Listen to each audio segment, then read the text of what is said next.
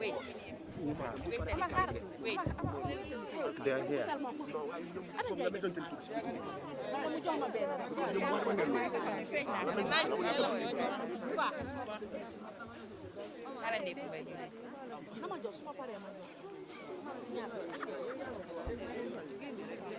I need seats.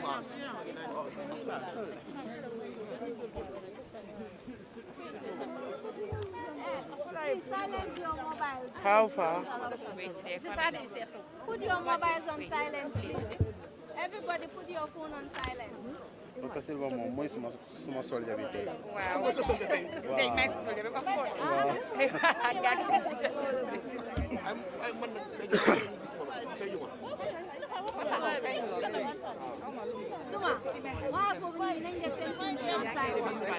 Please put your phones on silence.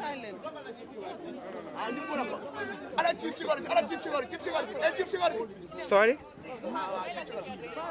Yes. Let the telephone oil new security sing and block side. They have something that they're waiting for. This son is dealing with me there. This son is dealing with my eye. Who are Nagis?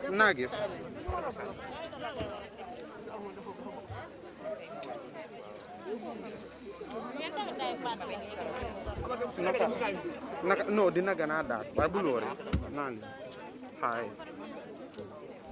How far?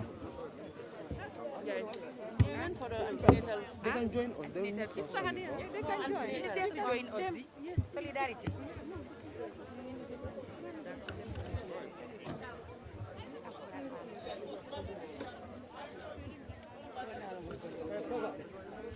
Why? Hi. Hi. Mba. I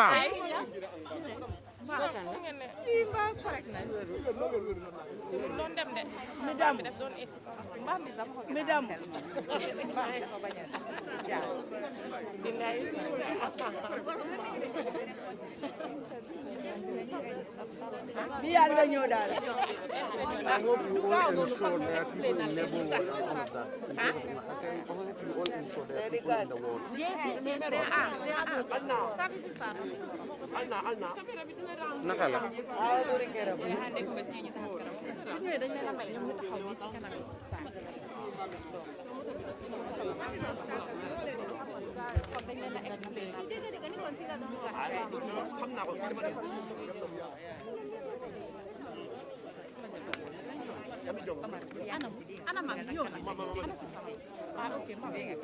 If I am going fast, you can tap my back.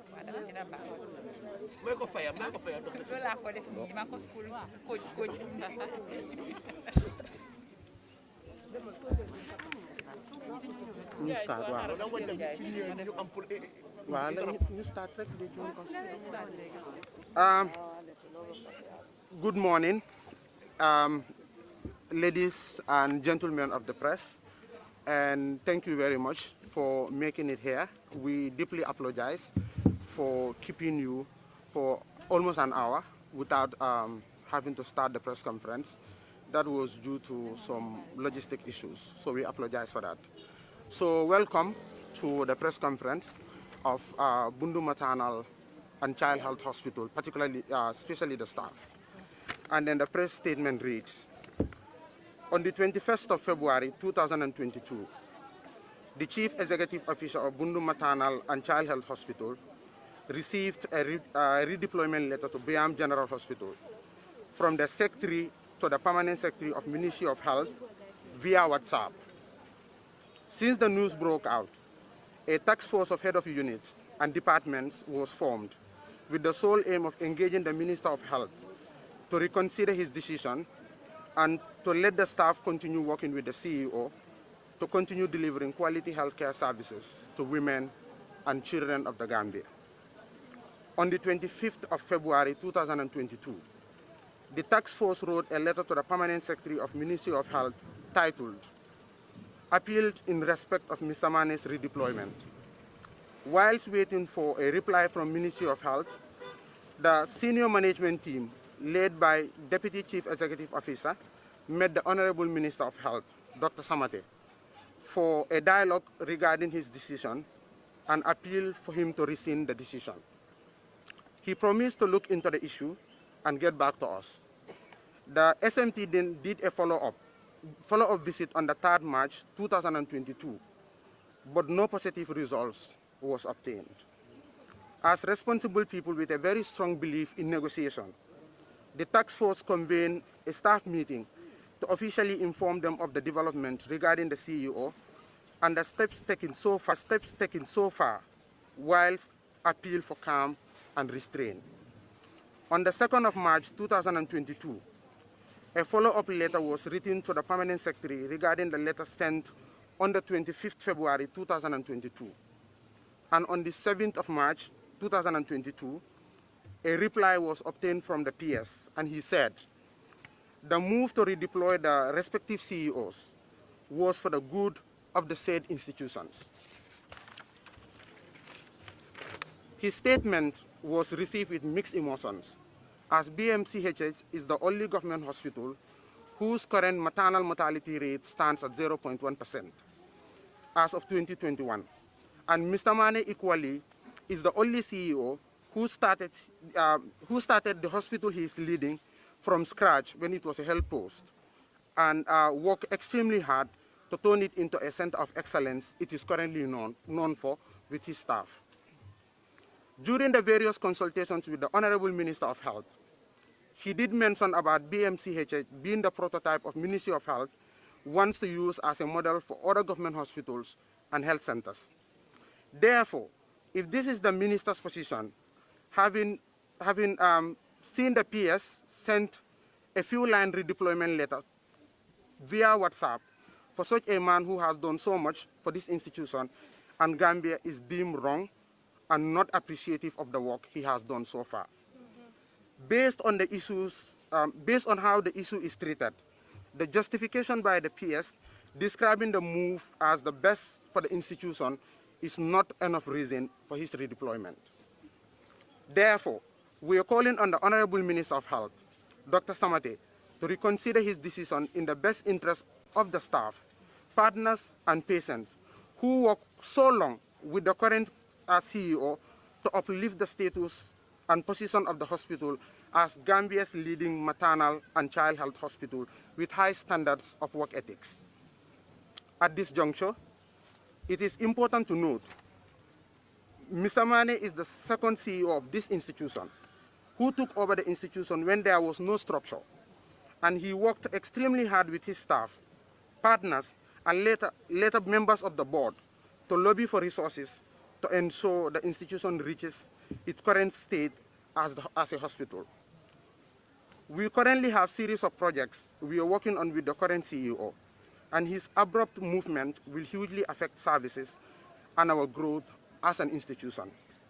Finally, we kindly encourage all Gambians, especially the first family, led by His Excellency, President Adama Barrow, members of the cabinet, and beneficiaries of the hospital to journey with us in encouraging and appealing to Dr. Samate to rescind his decision. So thank you very much for coming, and thank you for making it here. So we will just like to give a few minutes to these two ladies to say one or two things that they want to share, as long as their experiences have been as community members of this place. So I will start with the one on my right. Assalamu alaikum. Mbalbe kontonna. Kontonna kola. Menke tangi lopitano kunyati. Ndefanan si do fo no jele. Bawo nyi lopitano folo tamone la Marseille. Anata leela ma keta lopitano ti. Bar kabiri yake lopitano ti membe keta je fo bi. Ke ba ma ne nyongo man soto jam. Parce que moi me yalo ke la kodo bondi ka ke lopitano la hajo to pour banko be otote interestal. Ama kala kuti abuka ke fenti. Amantara kula janda man ke lopitano ti. In lopitano ni aje dunia be kana jam. Kule be jam. Membe te yat. Nin ku kendo te jam moti na jam. wote ke ba mane la do kuo ala bula ya la bang abe do kuo men na ma ke moye ama ka kunwe aka ke bankole wota ala bula yo ke ba mane na bata janga mandi antol dodo e ba be men na jantol tanola nte tanola nyon do tanola wota sai wo mutanya to sai ko molti me do kuo no abala ya long imalong abala suto tili wala jarta ka do ko ke mama ne dunga interest to ngin lopitano to abe moli nyini la menu be lopitano do kuka ku abuka mankija abe ke mama ne la sabu ala kola wotalim be de te nyola ngakata ke mama ne tunye jam na bota nya jam fana mbe kala nyamen ala dam mala lo barate bete ala parce que menno ma fa motano la barate fe ala yela dimba bali la fengala imam moje foko e bankole jani lopitano mo la jata kendea dinni wol membe ka jata kendea soto jan kunu mam aman soto ke ba ma soto jan sako dindi oto nuwo be kering jata kendea be sabatiri oto meyo asuntal ale ngadu ala dani ngallo nsimfulo la o mari yetuja wala mu ke ba ma ne te ale ngakata ke ba ma ne tu ngin lopitano kon na bata jam membe kala jam malo barinte fe membe kala jata kala ko ke ba man kat bira man naje molle be jam bari man ku keno oto sainte o kumole soton se ala dan men ngal danal ala baraka bake o salam baraka bake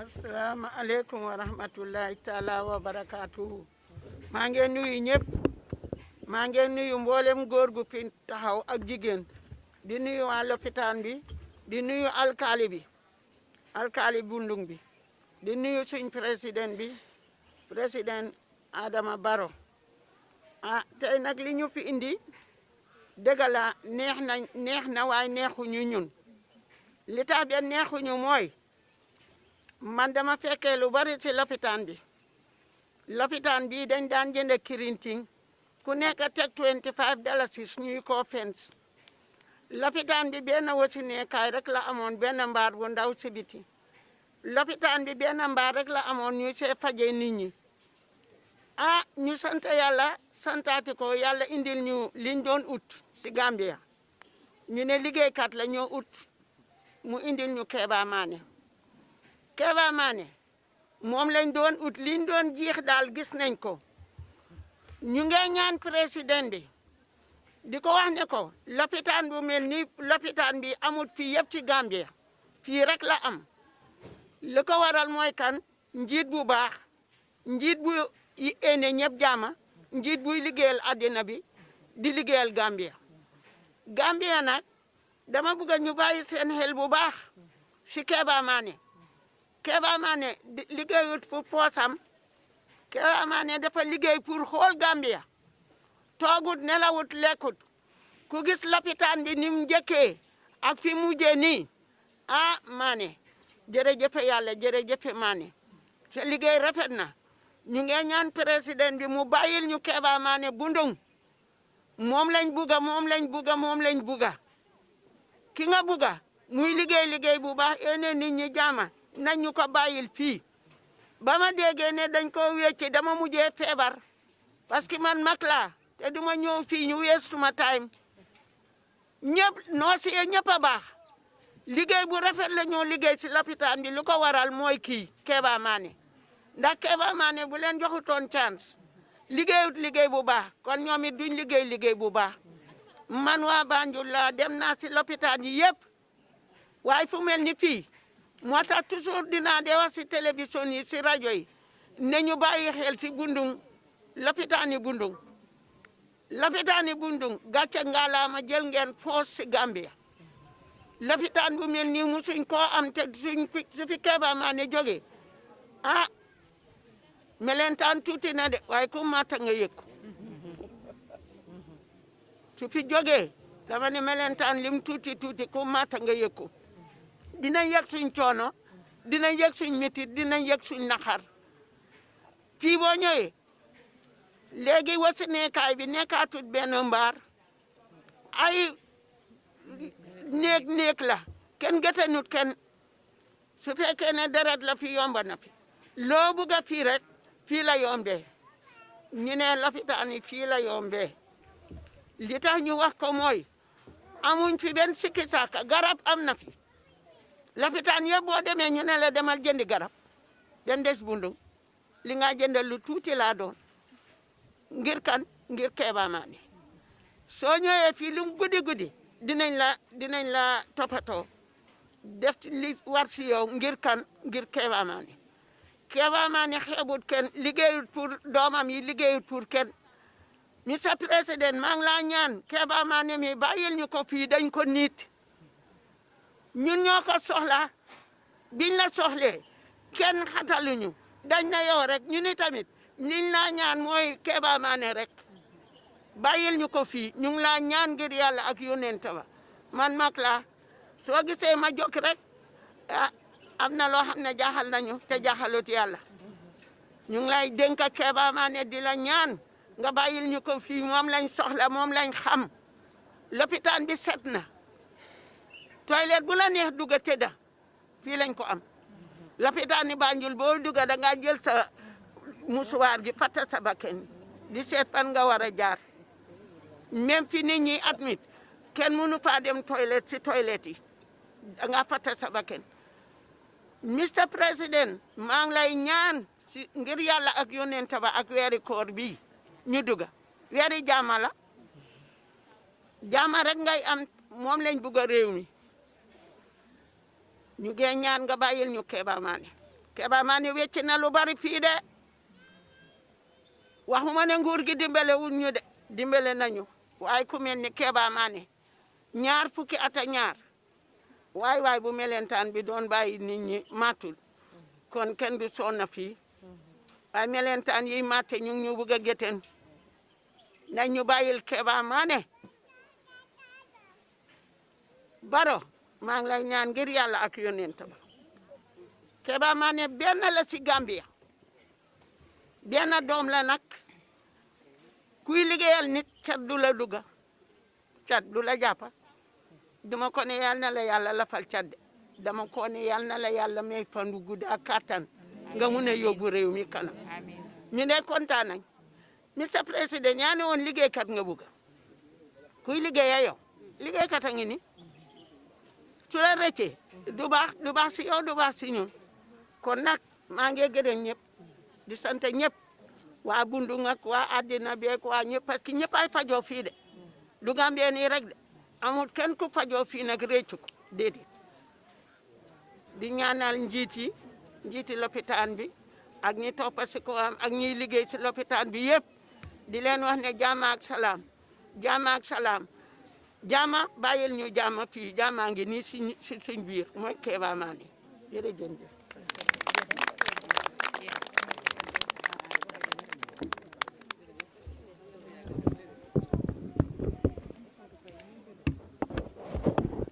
So once again, thank you very much. This is the message we have for you to help us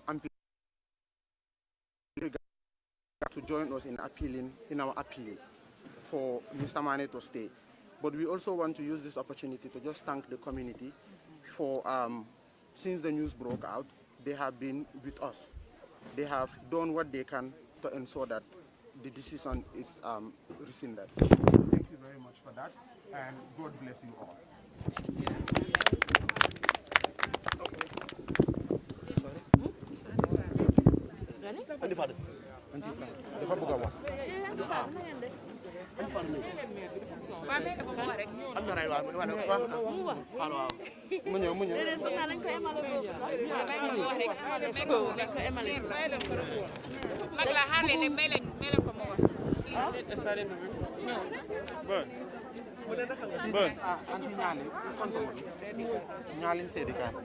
Sorry, balal ma ki num tuda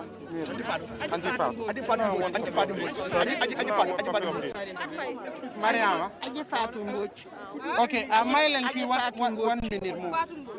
Aji Fatou Mbodj.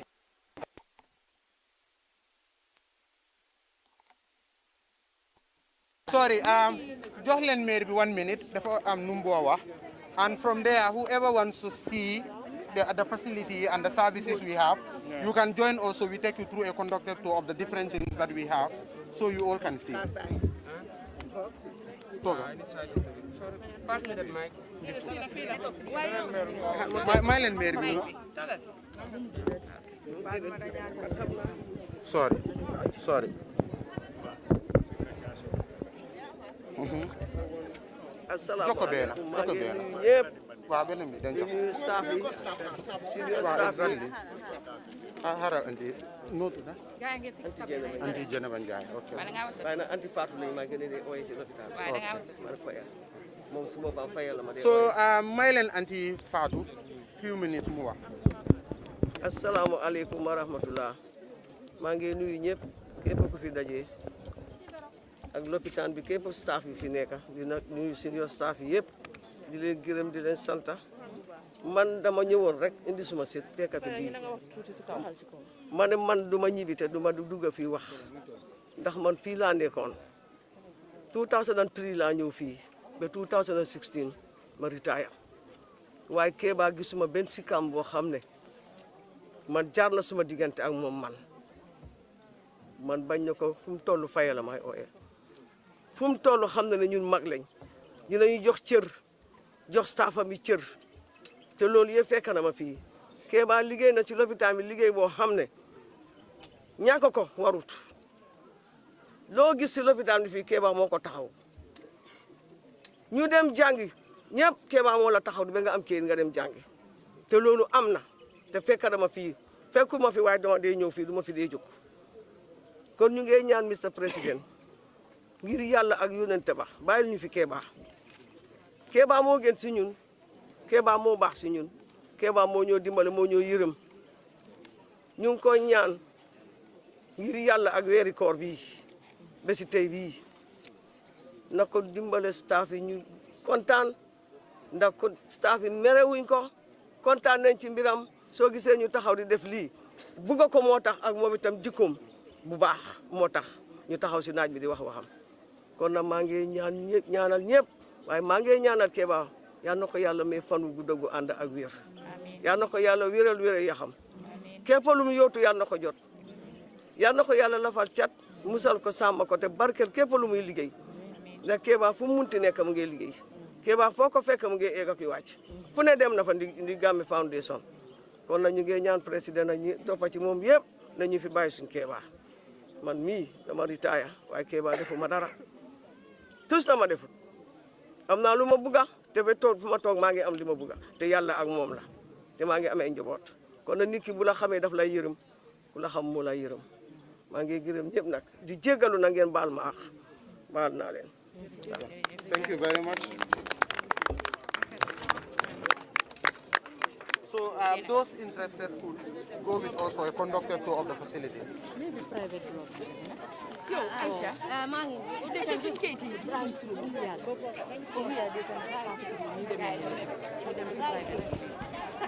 Sorry, cross.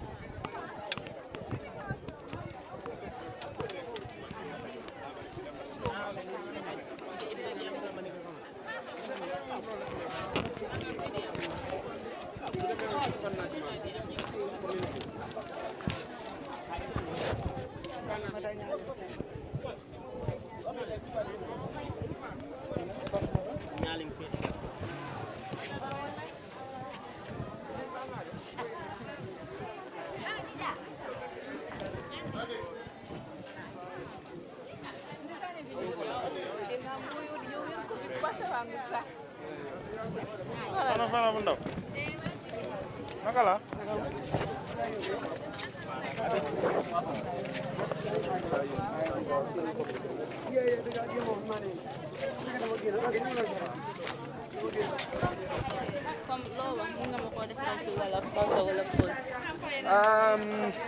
So say it's possible, but we are taking a conductor tour at the moment.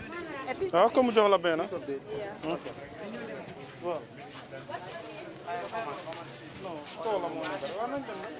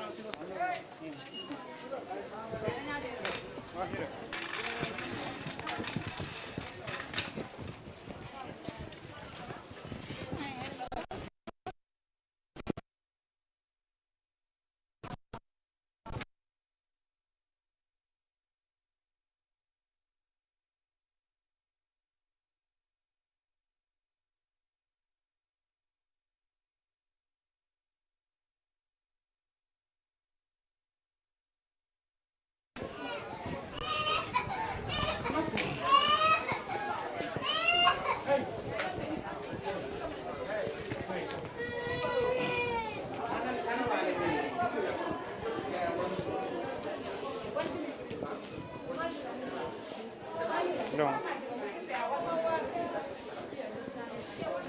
So yeah, so this is actually the scanning area.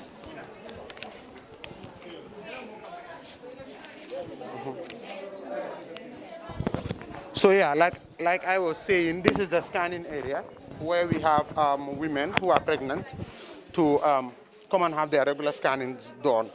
Maybe somewhere else they will have to do it outside, but we have an inbuilt facility here that takes care of that. So we can move to the labor ward.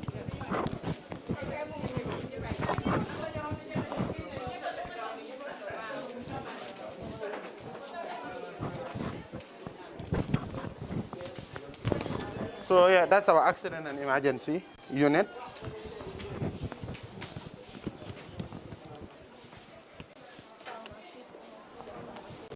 Yeah, and we have our pharmacy here.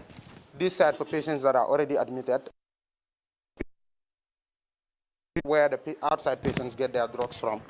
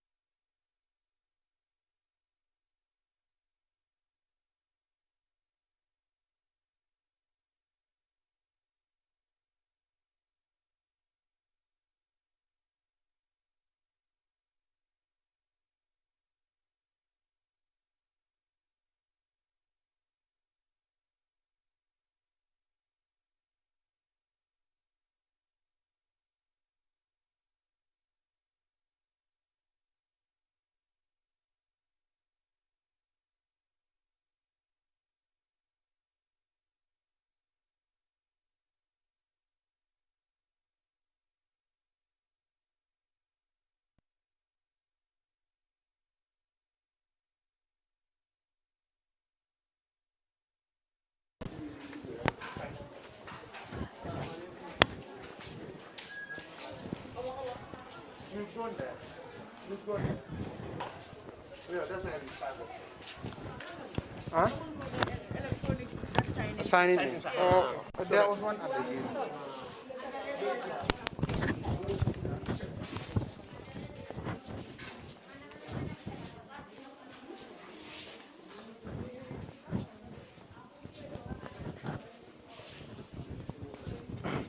So basically to regulate issues of attendance and to just ensure that people are become more accountable to their jobs and coming on time and leaving on time, this electronic registration has been instituted. So every staff in the morning, particularly the general staff, administration have their own on the other side. They come here to sign in, and when they are leaving, they sign in here. So we are able to generate report as to how many times you come to work late in a month or in a week, and even when we want it daily. So every staff is being able to track whether you come to work or not, whether you're coming on time or not. So that is helping us a lot in terms of accountability, but also ensuring that the staff are committed to what they say they're going to do.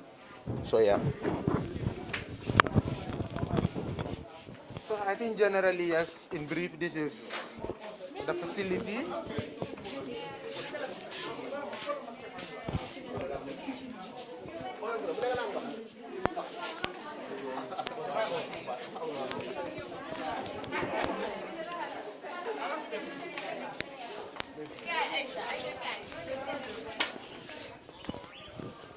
So yeah, finally, this is it, and thank you all for coming and for also being here to cover this. We hope our plea is going to yield the needed result that we all desire, and help us amplify the message as much as possible. We all appeal to Dr. Samade to ensuring that our desires have been achieved, and we continue to work together for the best interest of women and children of the Gambia. Thank you.